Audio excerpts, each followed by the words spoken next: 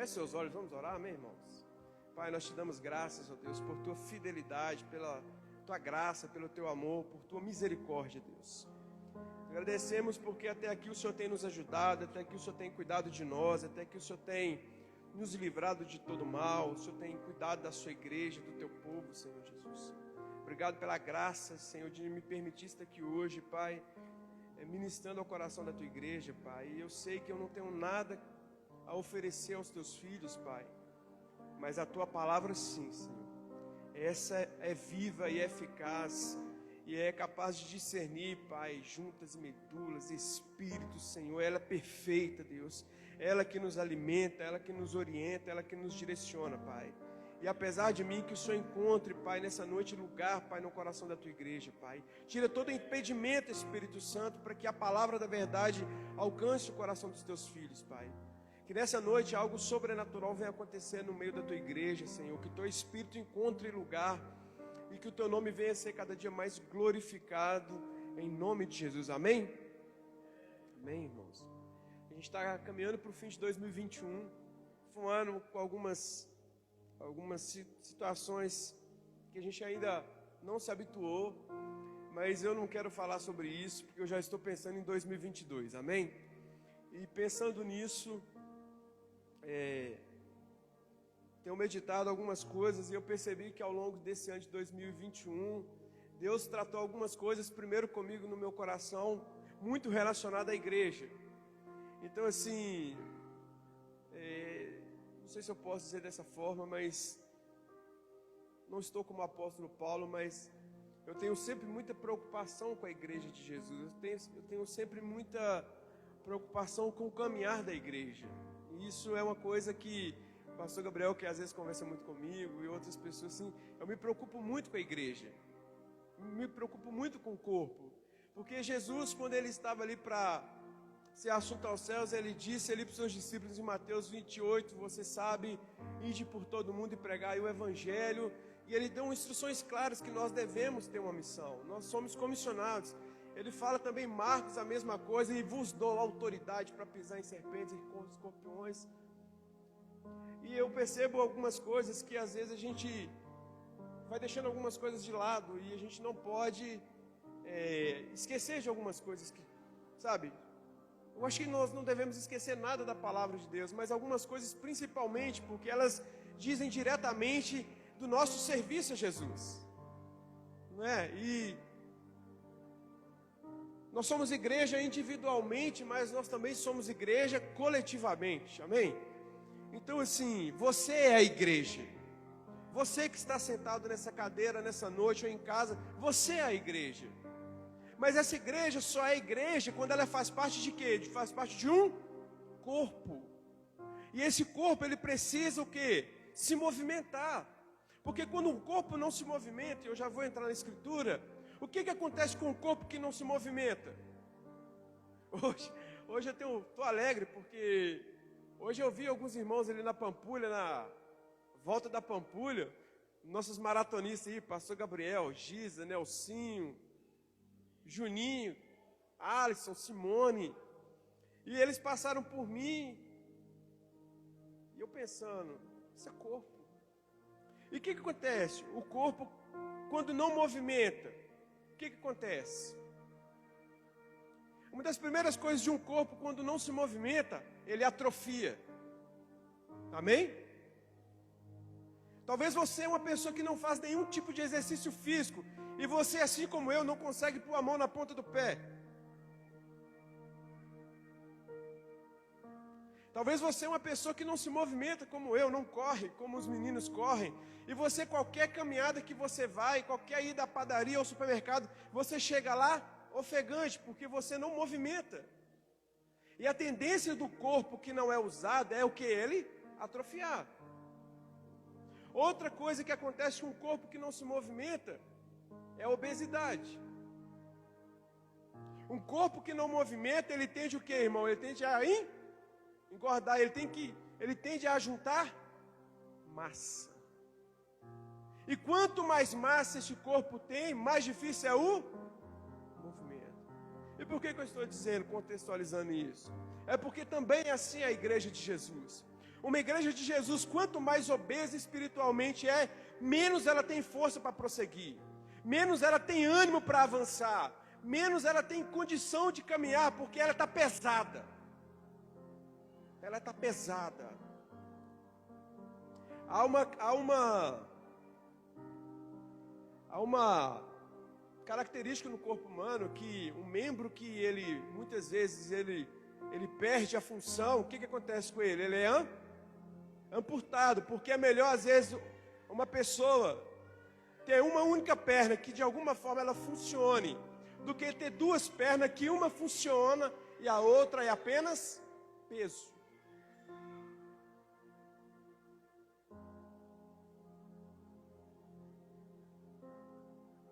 Se eu te perguntar, quem quer mais unção de Deus aqui? Quem quer mais unção de Deus? Amém? Quem quer mais unção de Deus? E Deus pergunta para você, o que você quer com essa unção? Não é? Ou melhor, o que você já fez com aquilo que você já recebeu?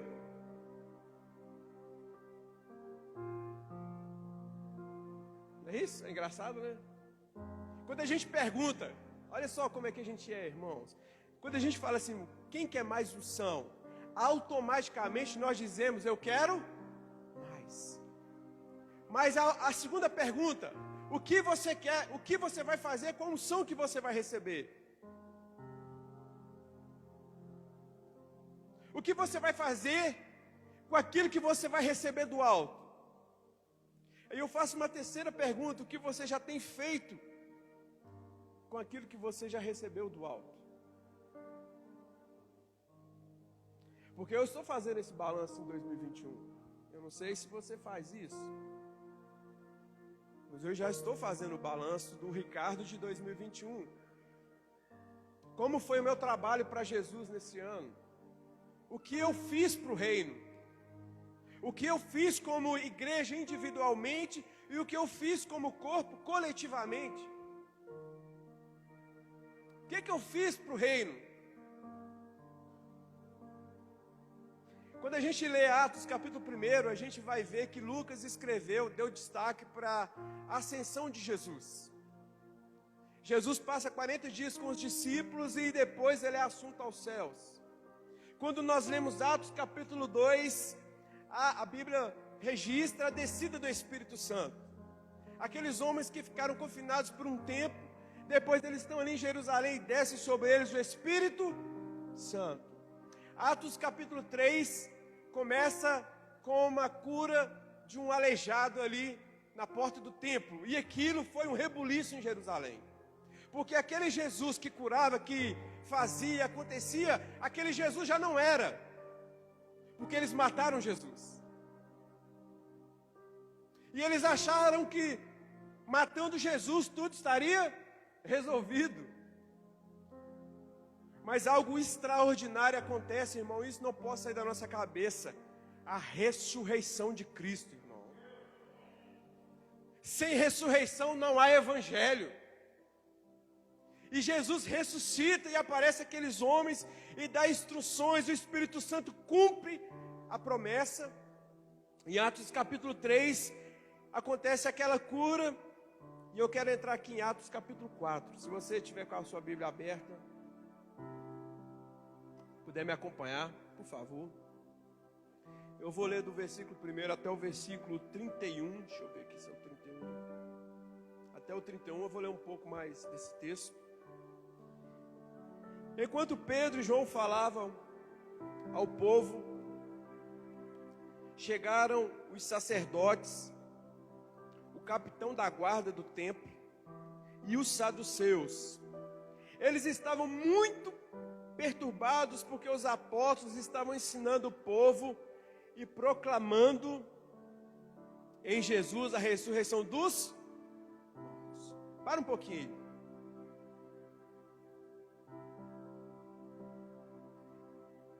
Nossa pregação tem que mudar, irmão. Amém? Nossa pregação tem que mudar.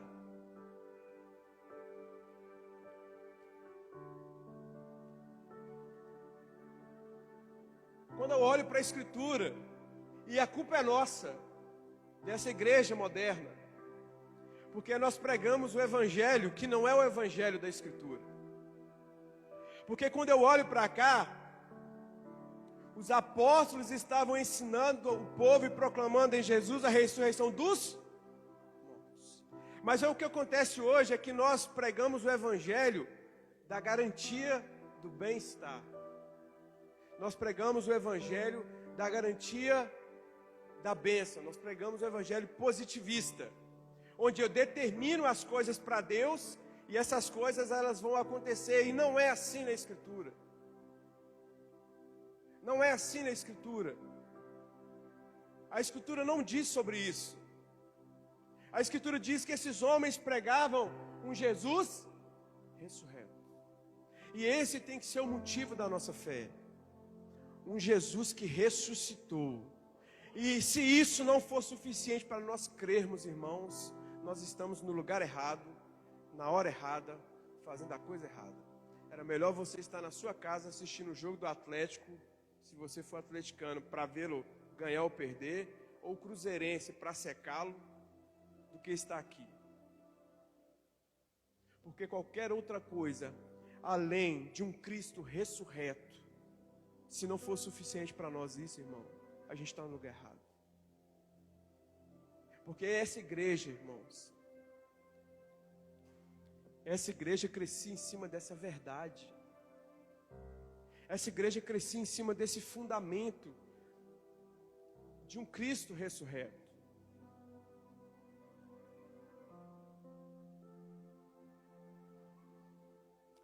E quando eu falo que eu me preocupo, obrigado, meu irmão, com a igreja,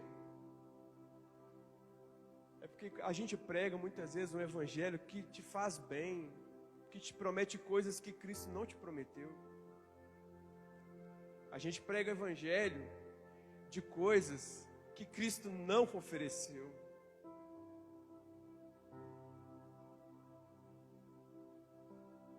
E a culpa é nossa.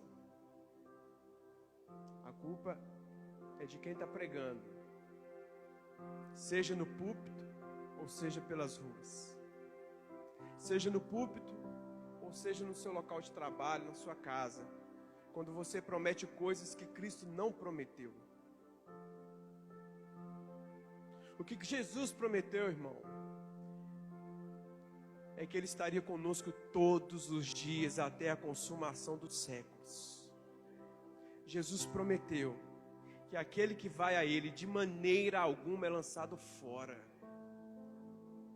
Jesus prometeu que aquele que crê nele, ainda que morra, viverá. Essa é a promessa de Jesus. Amém?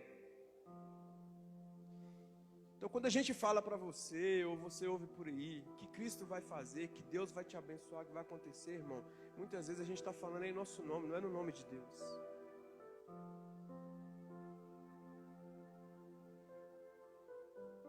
As Escrituras nos garantem um Jesus Salvador, um Jesus que morreu e ressuscitou para nos salvar da ira divina. Essa é a verdade do Evangelho. Havia uma ira divina que estava sobre a humanidade. Desde a queda de Adão, e eu vou continuar no texto. Desde a queda de Adão ali no Éden. O que ficou reservado para o homem, querido, foi a ira divina. E esse Jesus, quando ele se coloca na brecha, e eu quero dizer para você que Deus foi fazendo alianças com os homens ao longo das eras, para que o homem corrigisse essa rota. Aí você vê Deus fazendo uma aliança ali com Adão, você vê Deus fazendo uma aliança ali com Noé, porque o pecado era tamanho que Deus praticamente acabou com a humanidade, fez uma aliança com Noé. E mais para frente o povo não andou direito e construíram a Torre de Babel, e Deus foi necessário fazer uma outra aliança, e fez uma aliança com Abraão, e depois fez uma aliança com Moisés, e depois fez uma aliança com Davi, até chegar em Jesus, a nova aliança. Porque o que estava reservado para mim e para você era a ira divina. Por causa do pecado, Deus se irou contra a humanidade. Deus se irou contra a humanidade. E foi necessário o próprio Deus encarnado vir aqui para fazer uma aliança perfeita. O Cordeiro Santo de Deus que se entregou no madeiro, que morreu e ressuscitou pelo meu pecado e pelo seu pecado. E ele, esse Jesus, esse escrito de dívida que estava sobre a humanidade, Jesus venceu na cruz do Calvário. E a mensagem não é se você quer aceitar esse Jesus. Erramos quando falamos isso. Jesus não é mercadoria para ser aceita, meu querido. É você que tem que entender esse amor de Deus e se render ao amor de Deus.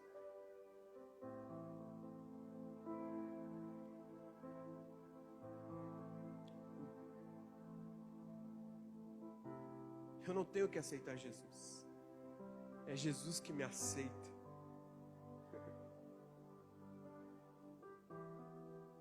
É Jesus que me aceita. Eu, pobre, cego, nu, miserável homem que sou, como diz Paulo. Ele olhou para mim e para você e não havia nada de nós bom. E quando nós nos rendemos a esse amor, Ele nos aceita. Ele acaba com o escrito de dívida que havia contra nós.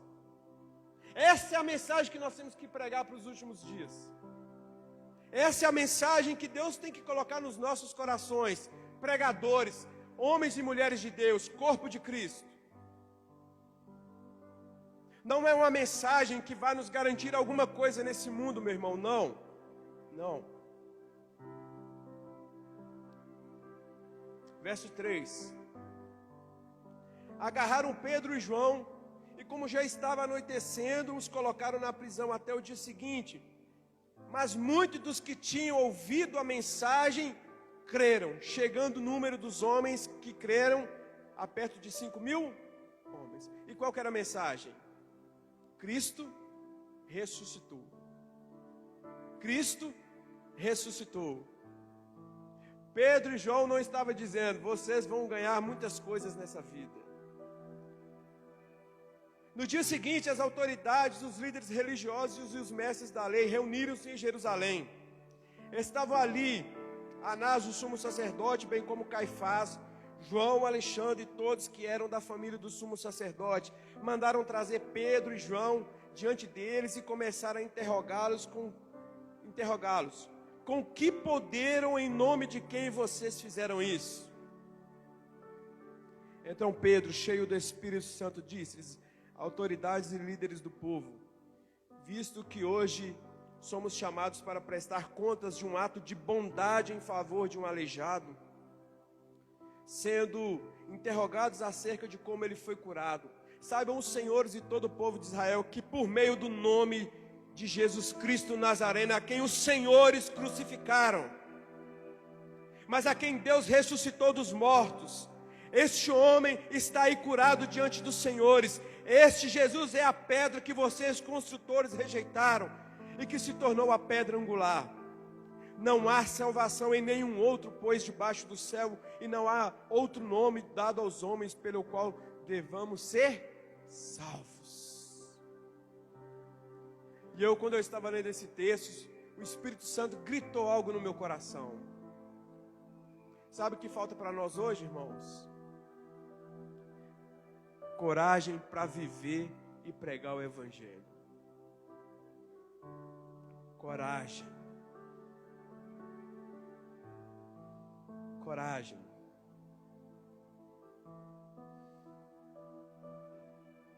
O cenário, irmãos, o cenário que isso está acontecendo em Jerusalém, não era um cenário bom. Não era um cenário tranquilo. Esses camaradas aqui, eles tinham levado a efeito o plano de matar Jesus. E com a ajuda dos romanos, eles conseguiram. O clima não era bom. O clima era de medo.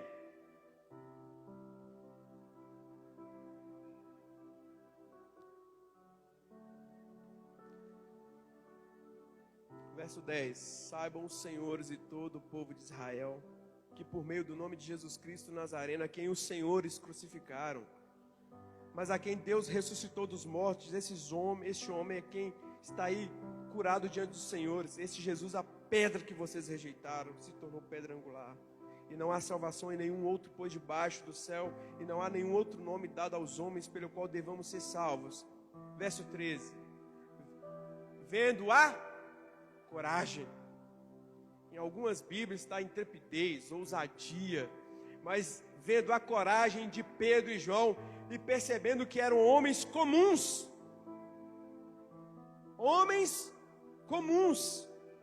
e sem instrução, ficaram admirados e reconheceram que eles haviam estado com Jesus. Ei, presta atenção, você não precisa ser diferente, você pode ser comum, desde que você tenha coragem para pregar o nome de Cristo. Irmãos, você entende? Você entende o que esse texto quer dizer para nós? Que aqueles homens estavam diante das pessoas que poderiam matá-los. E nós vamos ver isso acontecer mais à frente com Estevão, que também falou algo similar a isso aqui, já foi apedrejado, o primeiro mártir da igreja cristã. Mas eles viram que eles tinham coragem, eles tinham estado com Jesus. Verso 14: e como podiam ver ali com eles o homem que fora curado, nada podiam dizer contra eles. Assim ordenaram que se retirassem do Sinédrio. E o Sinédrio é o conselho dos principais líderes do povo judeu. E começaram a discutir, perguntando: que faremos com estes homens? Todos os que moram em Jerusalém sabem que eles realizaram um milagre notório, que não podemos negar. Todavia, para impedir que isso se espalhe ainda mais entre o povo, precisamos adverti-los de que não falem mais com ninguém sobre este nome. Então, chamando-os novamente, ordenaram-lhes que não falassem nem ensinassem em nome de Jesus. Mas Pedro e João responderem: julgue os senhores mesmos, se é justo aos olhos de Deus obedecer aos senhores e não a Deus. Pois não podemos deixar de falar do que vimos e ouvimos. Verso 21: depois de mais ameaças, eles o deixaram ir. Não tinham como castigá-los, porque todo o povo estava louvando a Deus pelo que acontecera, pois o homem que fora curado milagrosamente tinha mais de 40 anos de idade. Quando foram soltos, Pedro e João voltaram para os seus companheiros e contaram tudo que os chefes dos sacerdotes e os líderes religiosos lhe tinham dito. Ouvindo isso, levantaram juntos a voz a Deus, dizendo: ó soberano, tu fizeste os céus, a terra, o mar e tudo que neles há. Tu falaste pelo Espírito Santo por boca do teu servo Davi, nosso pai. Porque se enfurecem as nações e os povos conspiram em vão. Os reis da terra se levantam e os governantes se reúnem contra o Senhor e contra o seu ungido.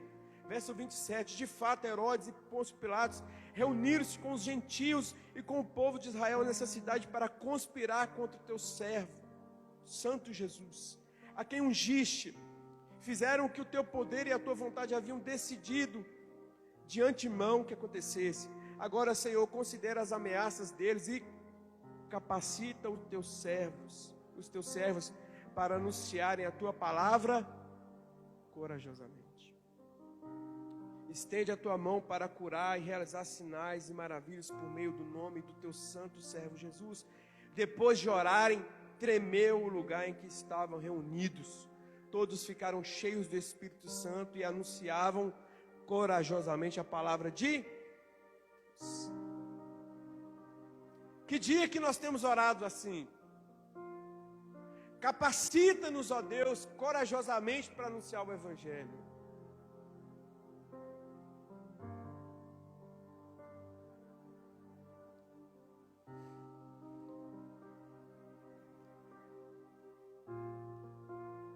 Como eu disse, o momento em Jerusalém era tenso. Mais à frente, Estevão é assassinado de forma cruel e covarde por apedrejamento. Herodes manda matar Tiago, irmão de João, no capítulo 12 de Atos. Esse era o clima daquela cidade. Mas aqueles homens, apesar de todo o medo que eles sentiam por as suas próprias vidas, o que eles oram a Deus não é pedindo a Deus livramento, conforto. O que eles não oram pedindo a Deus não é uma condição melhor para viver. O que eles oram a Deus é pedindo: Deus nos dê coragem. Nos dê coragem para anunciar esse evangelho com ousadia. Essa igreja que nós estamos hoje, irmão, que nós falamos que é a igreja que Cristo vai buscar, ela tem que melhorar demais. Ela tem que melhorar muito. Muito.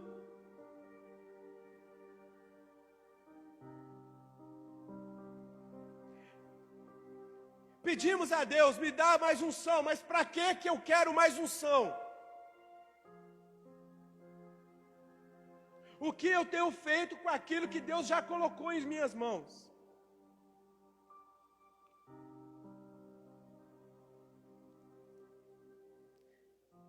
Verso 29, irmão, escuta isso, por favor. Agora, Senhor, considera as ameaças e capacita os teus servos para anunciarem tua palavra corajosamente. Estende, Senhor, a tua mão para curar e realizar sinais e maravilhas por meio do nome do teu santo servo Jesus. Irmão, depois que eles oraram assim, houve terremoto, irmão. Uma oração dessa agradou tanto ao Pai que a terra tremeu. Irmão, eu viajo às vezes na palavra de Deus. Eu não sei se você faz isso, mas eu dou umas viajadas mesmo. Eu já imagino Deus pentecostal batendo o pé na terra. Treme. Porque quando a nossa oração ela está alinhada com a vontade de Deus, irmão, o sobrenatural acontece. Esse que é o problema. A gente ora muitas coisas pela nossa vontade, mas se não estiver alinhada com a oração, com a vontade de Deus, não há sobrenatural. O sobrenatural acontece, irmão, quando a gente faz orações semelhantes a essa. Nos capacita, Senhor. 2022 está batendo a porta. E nós temos falado que Jesus está para voltar, não é isso? O que a gente mais diz? Jesus está para voltar. Jesus está voltando. E a igreja dele, como tem se comportado? Essa noiva de Jesus, como ela se comporta?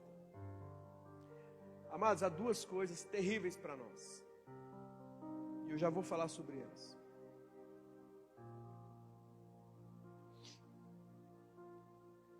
Os sinais eram frequentes, os milagres, Léo, eram frequentes, e eu fiquei perguntando, Deus, por que o Senhor é o mesmo ontem?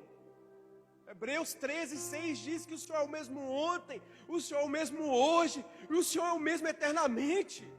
E por que nesse período os sinais eram tão frequentes? Por que coisas grandiosas aconteciam? Por que, irmão? E a resposta que Deus deu no meu coração foi muito clara, irmão. Havia um propósito. E qual que era o propósito? Era essas pessoas crerem. Era as pessoas crerem nesse Jesus. Sabe, quando Jesus pega... Abre sua Bíblia em Mateus, por favor. Mateus capítulo 10. Mas deixa Atos aberto aí que a gente vai voltar, por favor. Mateus capítulo 10, no verso, acho que é primeiro, por favor. Mateus capítulo 10, verso 1. Abre aí, por favor. Quem achou, diga amém. Quem está comigo aí, amém, irmãos? Amém. Chamando os seus 12 discípulos, deu-lhes autoridade para expulsar espíritos imundos e curar todas as doenças e enfermidades. Aí vai lá para o verso 5. Jesus enviou os 12 com as seguintes instruções: não se dirijam aos gentios, nem entrem em cidade alguma dos samaritanos, antes se dirijam às ovelhas perdidas da casa de Israel, porque por onde forem, preguem essa mensagem: o reino dos céus está próximo. cure os enfermos, ressuscitem os mortos, purifiquem os leprosos, expulsem os demônios. Vocês receberam de graça, deem de graça, amém? Aí eu fiquei perguntando, Deus, mas o Senhor deu essa autoridade, e é como se Deus estivesse falando comigo assim, irmãos, ali era necessário. Não é que Deus não tenha poder para operar hoje, irmãos, mas presta atenção comigo. À medida que a mensagem da cruz avançava, que as pessoas não conheciam esse Jesus, os sinais iam acontecendo para que eles crescem. Os sinais seguirão os que creem, ok, mas Jesus ia fazendo grandes coisas para que as pessoas soubessem quem Ele era, que Ele era o cumprimento da profecia. E hoje, às vezes, nós não vemos nas nossas congregações sinais maravilhosos acontecer, irmãos, não é porque Deus não tem poder, é porque nós estamos vivendo um tempo, e eu creio nisso, que todos nós aqui conhecemos Jesus, amém? Amém? Se Jesus te curar, você serve a Jesus, e se Jesus não te curar, você serve a Jesus, amém? Hoje nós temos conhecimento de quem é Jesus. Hoje nós temos a Escritura que nos dá conhecimento. Nós temos aqueles que pregam nos tempos as Escrituras.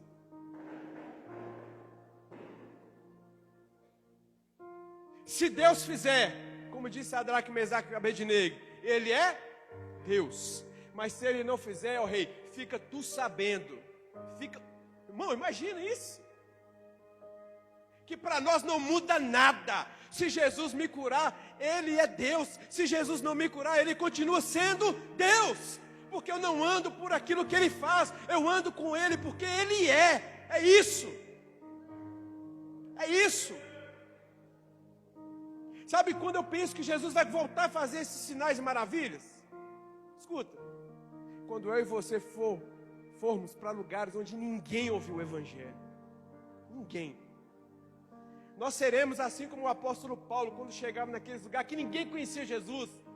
E Paulo escreveu aos Coríntios, eu não vos preguei um evangelho com filosofia, com palavra bonita. Eu preguei um evangelho com poder. Porque era necessário que o poder de Deus operasse naquele lugar para aqueles incrédulos crerem. Eles já estavam cansados de conhecimento, de filosofia, eles já sabiam de tudo isso, mas quando se manifestou o poder de Deus, eles creram. Eles creram. Nós não precisamos que Jesus opere poder aqui hoje, irmão. Não. O que nós temos é suficiente para crer. Amém? Ela é suficiente, irmão. Ela é a palavra de Deus. Ela é a boca de Deus. Ela é a revelação do Criador. E tudo que eu e você precisamos saber desse Jesus está aqui nas nossas mãos. Mas chegarão dias que talvez eu e você vá para algum lugar que seja necessário o poder de Deus vir. E Ele virá. Porque se nós orarmos aqui como em Atos diz, capacita os teus servos, Senhor, corajosamente para pegar essa palavra. Com firmeza para alguém ser curado. Por quê? Porque nos falta coragem. Porque nos falta coragem, irmãos. Coragem, porque nós não vivemos experiências com Deus, porque nós já abrimos mão disso que Jesus está dizendo aqui, através de Lucas. Nós abrimos mão quando não avançamos com o Evangelho. Quando mesmo ouvindo as instruções que estão em Mateus e em Marcos, nós entramos naquilo que eu acho mais perigoso para a igreja de Jesus. Conforto. Se tem, irmãos, algo que é o seu inimigo, o diabo é seu inimigo, irmão? É. Mas a Bíblia diz que as portas do inferno não vão prevalecer contra a igreja. E é melhor, irmãos. Às vezes nós falamos de forma errada, é o contrário. As portas do inferno não vão resistir ao avanço da igreja. É diferente. Você não entendeu o que eu estou falando. Não é o contrário, querido. Não é você que tem que se defender do diabo, ao contrário, é nós que avançamos para cima, é nós que rompemos as trevas, é nós que levamos a luz. É nós que carregamos a candeia, irmão. É nós que carregamos o Senhor que diz: eu sou a luz do mundo, e aquele que anda comigo nunca andará em trevas. Então as portas do inferno, elas não resistem ao nosso avanço. Mas quando a igreja, ela anda no conforto, aí ela perde. Aí ela perde.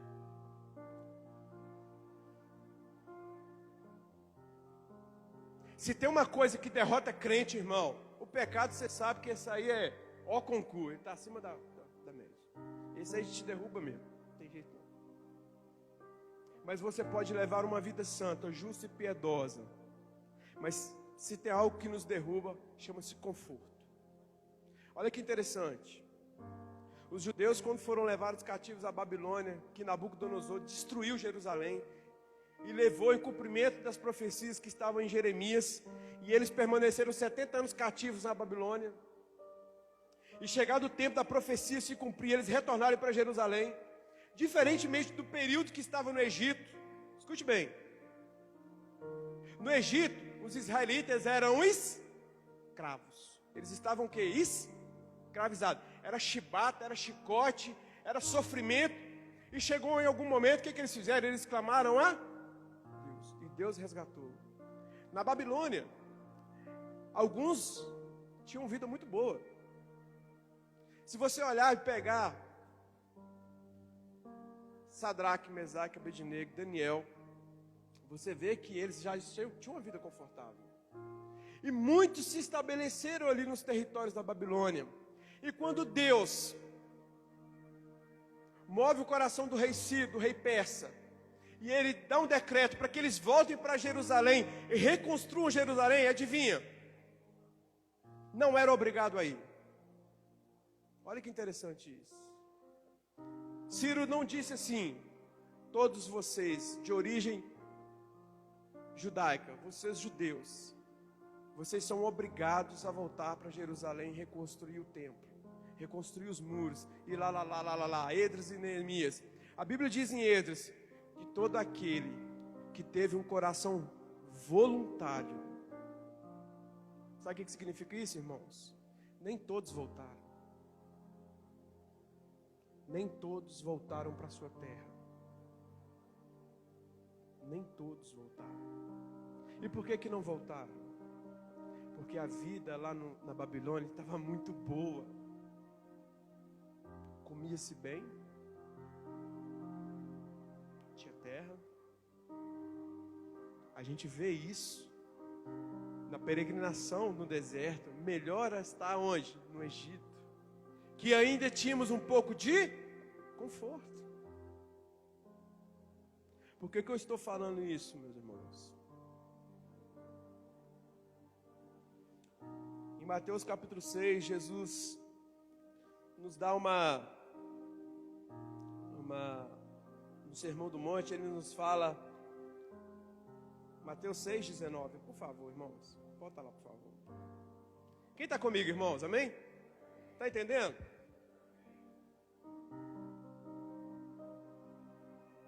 Mateus 6,19, por favor, abre aí. Hoje eu estou um pouco. Mateus 6,19. Isso. Olha o que Jesus diz: não acumulem para vocês tesouros na terra, onde a traça e a ferrugem destrói, onde os ladrões arrombam e furtam, mas acumulem para vocês tesouro nos céus, onde a traça e a ferrugem não destrói, onde os ladrões não arrombam nem furtam, pois onde estiver o seu tesouro, aí também estará o seu. E como é que a gente ajunta tesouros nos céus? Né? Como é que a gente ajunta tesouros nos céus? Fazendo a vontade de quem, irmãos? Fazendo a vontade do Pai. Irmãos, presta atenção. O conforto é um perigo para nós. Quantas vezes, não vou dizer você não, alguém que você conhece não vê o culto para ficar deitado de boa em casa?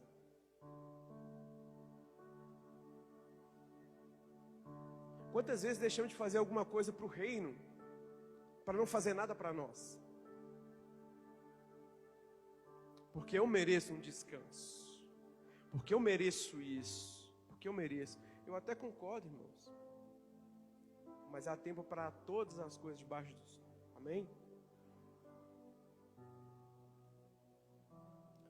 Alguém um dia chegou para Jesus, em Mateus capítulo 8, querendo ir com ele. E ele fala, pois o Filho do Homem não tem onde reclinar a cabeça. Amados, Jesus morou de favor. Jesus andou em barco emprestado. Jesus entrou em Jerusalém no lombo de uma jumenta emprestado. Escuta só, Jesus fez a sua ceia numa casa que não lhe pertencia. E hoje a igreja quer tudo. E eu te falo, irmão, com pesar, muitas vezes menos servir a Deus.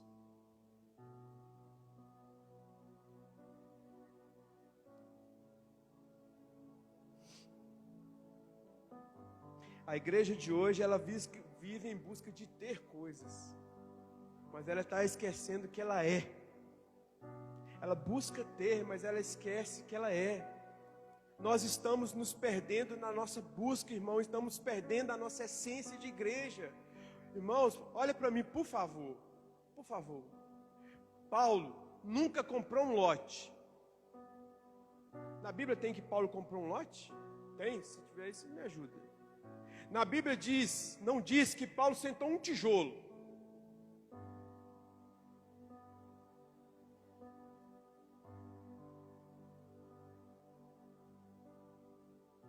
Paulo não construiu nenhuma igreja, irmão.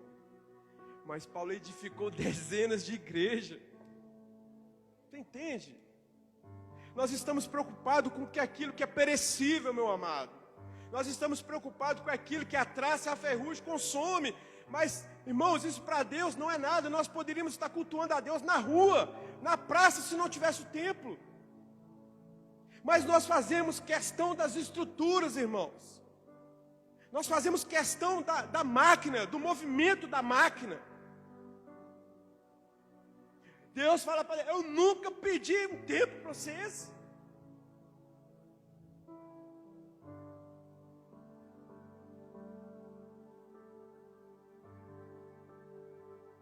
Vocês estão entendendo, irmão, o que eu quero dizer?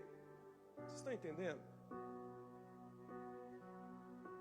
2022 está chegando, irmãos. E essa mensagem, ela vem como um desafio para mim, como igreja individual, para você como igreja individual, e para nós como corpo de Cristo, como igreja coletiva que nós somos. Que nós tenhamos uma outra postura em 2022. Que a gente tenha uma outra postura, mas uma postura que esteja de acordo com Atos aqui, olha. Que Deus nos capacite para anunciar corajosamente essa palavra. Corajosamente essa palavra.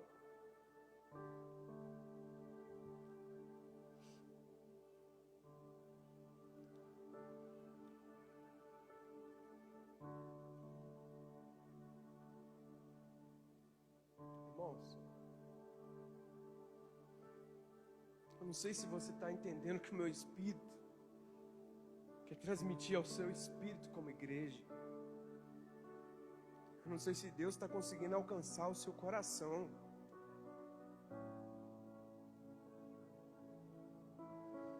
Mas como é que nós vamos nos apresentar para Jesus como estamos, irmãos? Como é que nós vamos nos apresentar para Jesus? Jesus vai pedir as nossas obras. O que você fez? E aí, cara, se apresenta diante de mim. O Covid nos serviu para mostrar muita coisa, meu querido. Inclusive quem está disposto a ir. Inclusive quem está disposto a servir, mesmo que no meio da tempestade. Você sabe qual foi o público que mais morreu? As profissões que mais morreram na época do Covid? Pastores foi uma delas. Alguém viu isso aí? Alguém viu? Viu, irmão? Foi feito um levantamento, uma das profissões que mais morreu profissional foi pastor.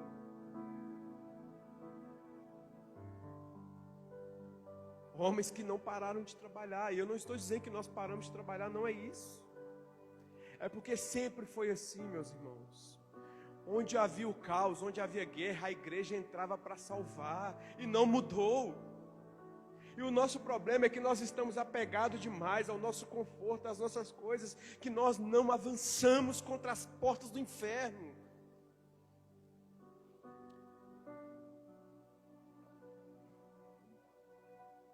Que 2022 Deus nos dê um espírito de ousadia e de coragem, amém? Que em 2022 Deus nos dê um espírito de coragem, irmãos. De coragem. Em nome de Jesus, os hospitais em breve receberão visitas novamente. E onde estarão aqueles que irão nos hospitais? Os presídios voltaram a receber visitas. Onde estão aqueles que vão levar o evangelho nos presídios? Onde estão aqueles que visitarão os lares de idosos? Onde estão aqueles que vão nos orfanatos levar esse evangelho? Onde estão? Isso aqui é conforto, irmão. Ter um ônibus para passar perto da sua casa. Ter o ar para nos refrigerar. Ter som, ter tudo isso é conforto. Eu não esqueço, irmãos, eu vou testemunhar algo para vocês. Um dia eu conversei com um pastor da Getsemane, lá do Castelo. E eu vi que ele tinha ido no sertão, lá do Ceará, perto da minha cidade. E eu vi um trabalho, a igreja dele levou uns 30, 40 jovens para passar um período do mês de janeiro, de alguns anos atrás, lá no sertão. E foi um trabalho maravilhoso. Aí eu entrei em contato com o pastor da Getsemane. Falei, amigo, eu não conheço o senhor, mas tem como você me passar o contato desse pastor? Tal?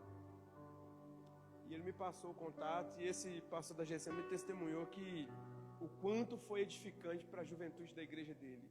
Mostrar a realidade de quem não tem nada, não tem conforto, não tem nada. E os meninos voltaram doidos para servir Jesus e ganhar alma. Liguei para esse pastor lá no sertão. E conversando com ele, fui conversando.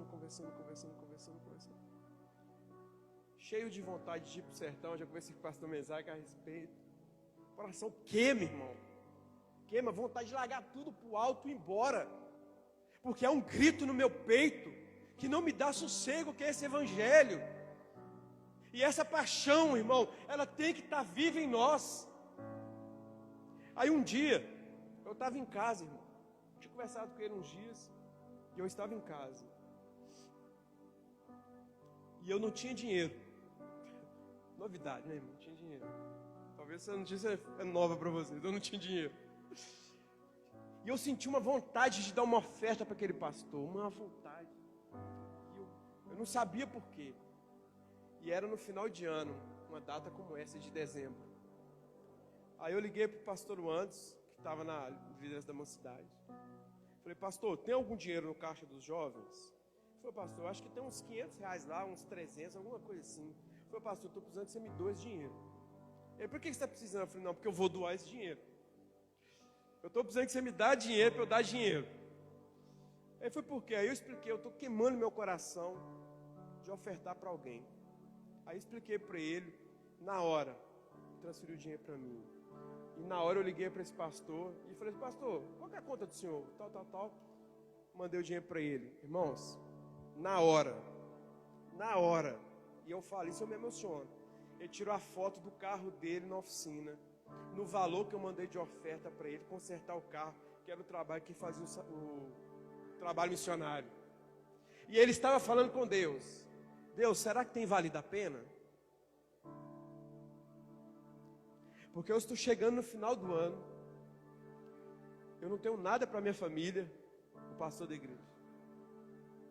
E eu estou aqui em dezembro com meu carro estragado, e eu não tenho dinheiro para pagar o carro. Será que tem valido a pena todo esse trabalho? ele não tem conforto, irmão. E na hora que eu mandei o dinheiro para ele, que ele recebeu, ele me mandou a foto chorando, com o carro na oficina. Porque esse Deus zela por aqueles que trabalham, irmão.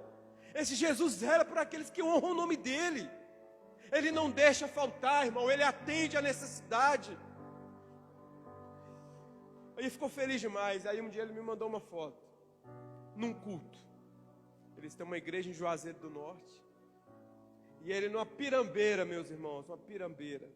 Você acha esse morro alto aqui, irmão? Essa rua subindo? Uma pirambeira, irmão, desse jeito assim, ó. Rua de barro, de terra. Pouca iluminação elétrica. Como não passa carro, que é subida assim, a igreja era no meio da rua, irmão. Os irmãos foram lá e cortaram madeira e fizeram banco.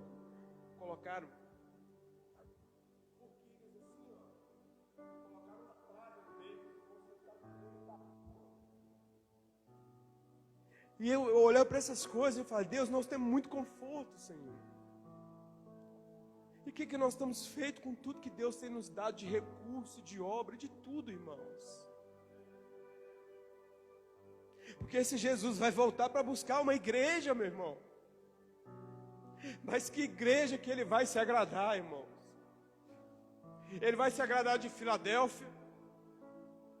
Ele vai se agradar de Tiatira. Ele vai se agradar de Laodiceia. E você conhece o texto de Apocalipse, da qual ele se agrada.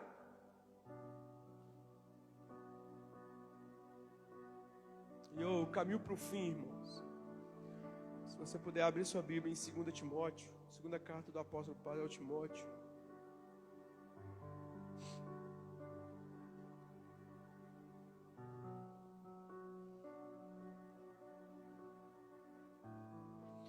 Capítulo 1.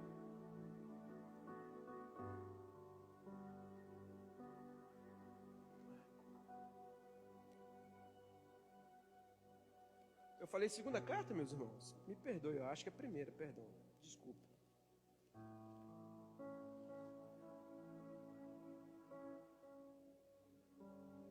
Sangue de Jesus, acho que eu anotei errado. Peraí.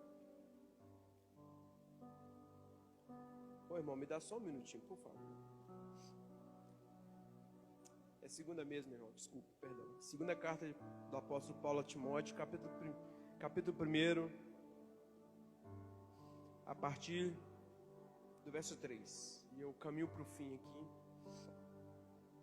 Dou graças a Deus, a quem sirvo com a consciência limpa, como o serviram os meus antepassados, ao lembrar-me constantemente de você noite e dia, em minhas orações. Lembre das suas lágrimas e desejo muito vê-lo, para que a minha alegria seja completa.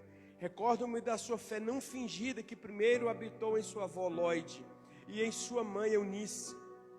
E estou convencido de que também habita em você.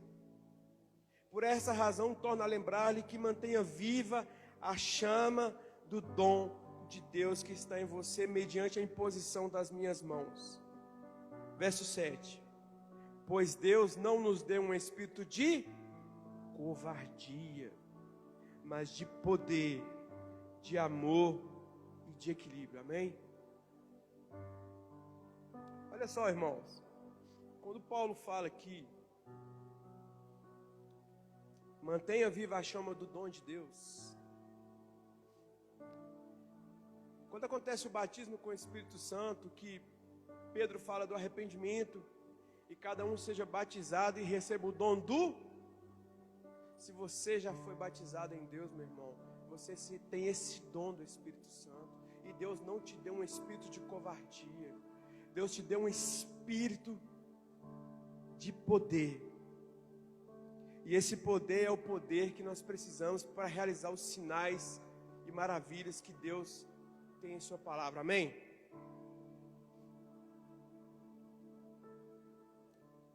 Deus nos deu um espírito de amor. E esse amor é esse amor que foi lido aqui hoje. Um amor que não olha a quem, simplesmente ama. Nem você merece ser amado. Eu não mereço ser amado, mas Ele me amou. Ele te amou. que o inferno lide com isso. Que o inferno lide com isso. Jesus nos amou. Tô nem aí. Ele nos amou, Ele nos amou primeiro. E se você tem um pouquinho de amor por esse Jesus, é porque Ele te amou primeiro.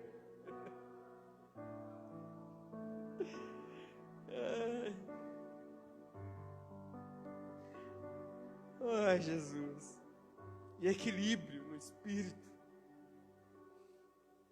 Nem muito céu, nem muita terra. Nós temos que ser equilibrados.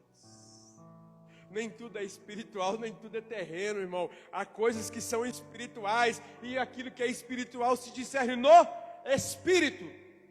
Mas há coisas que são terrenas e você quer resolver espiritualmente. Tem que ter equilíbrio.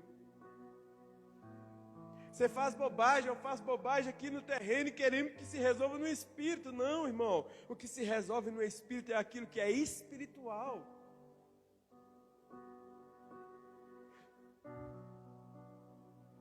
Em 2022 não seja da mesma forma. Amém?